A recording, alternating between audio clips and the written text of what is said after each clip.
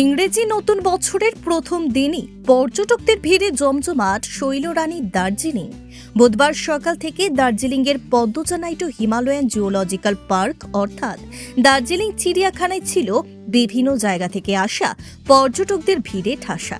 কচি কাঁচা থেকে শুরু করে বিভিন্ন বয়সের মানুষ এদিন চিড়িয়াখানার বিভিন্ন জায়গায় ঘুরে দেখার পাশাপাশি ঘুরে দেখেন চিড়িয়াখানায় সংরক্ষিত জিনিসপত্র। এমনিতেই দার্জিলিংয়ে চিড়িয়াখানা বরাবরই আকর্ষণের কেন্দ্রবিন্দু পর্যটকদের, কারণ দার্জিলিং চিড়িয়াখানাতেই দেখা মেলে রেড পান্ডার।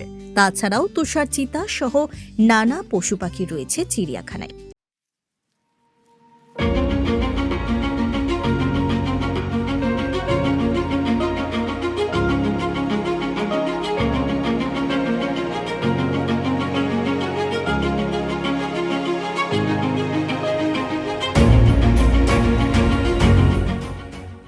ফলে পর্যটকেরা পাহাড়ে বেড়াতে এলে বেশ খানিকটা সময় চিড়িয়াখানাতে বন্য জীবজন্তুদের সাথে কাটাতে পারেন।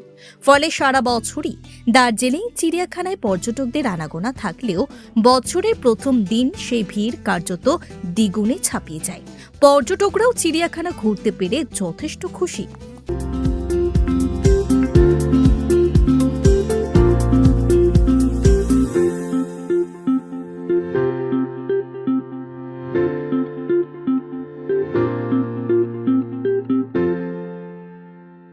For queries, call +91 9733 99970.